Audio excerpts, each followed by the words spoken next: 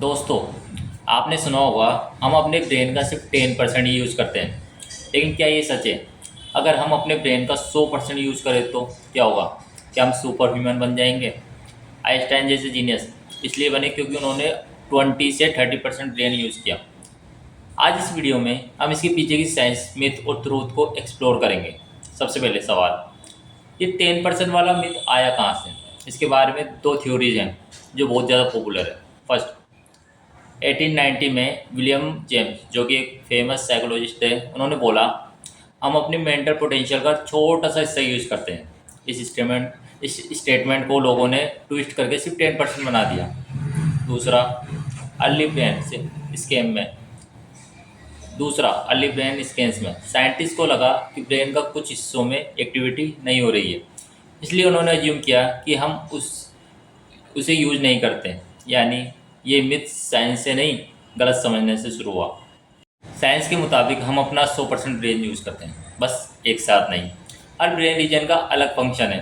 Frontal lobe decision making planning के लिए, temporal lobe memory hearing के लिए, occipital lobe vision, cerebellum balance movement के लिए। जब हम बात करते हैं तो एक रीजन एक्टिव होता है जब हम सुनते हैं, गाना सुनते हैं, कुछ और सुनते हैं, तो दूसरा रीजन, मतलब पूरा ब्रेन यूज होता है। पर कॉन्स्टेंट के अकॉर्डिंग लोग इस मिथ पे इसलिए बिलीव करते हैं क्योंकि उन्हें लगता है उनके अंदर हाइडन पावर है जो अभी अनलॉक है, और अनलॉक नहीं हुई है, मतलब लॉक है।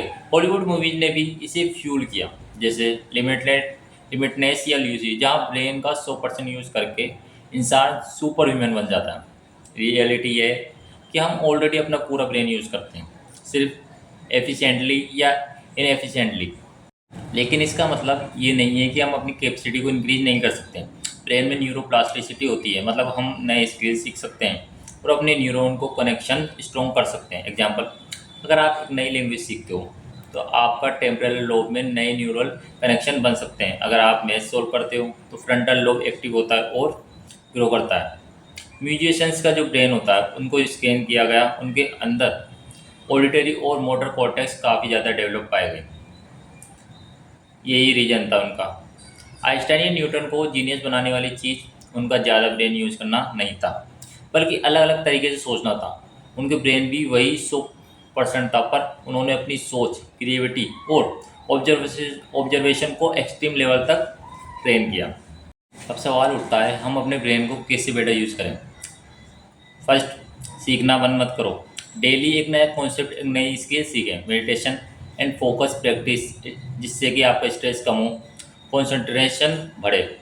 थर्ड, हेल्थी लाइफस्टाइल, जैसे टाइम पर सोना, सही डाइट, एक्सरसाइज करना ब्रेन एनर्जी के लिए बहुत ज़्यादा ज़रूरी है। क्रिएटिव सोचो, एक ही प्रॉब्लम को अलग अलग एंगल से सोल्व करने की आदत डालो। ये सब आपके न्यूरॉन्स को बीच नए कनेक्शन बनाएंगे और आप स्मार्टर बनते जाएंगे। तो दोस्तों, अब आपको समझ आ गया होगा कि 10% ब्रेन यूज़ करने वाली बात एक मिथ है। हम अपना पूरा ब्रेन यूज़ करते हैं, लेकिन ज़्यादा इम्पोर्टेंट है कि हम उसे कैसे ट्रेन करते हैं। जीनियस बनने का मतलब है ज़्यादा ब्रेन यूज़ करना तो नहीं है बिल्कुल भी, बल्कि ब्रेन को अलग अलग तरीके से यूज़ करना है। सोच बदलो, सीखने की आदत डालो और अपने दिमाग को एक सुपर कंप्यूटर बना दो। अगर आपको ये वीडियो पसंद आया तो लाइक, शेयर और सब्सक्राइब करना।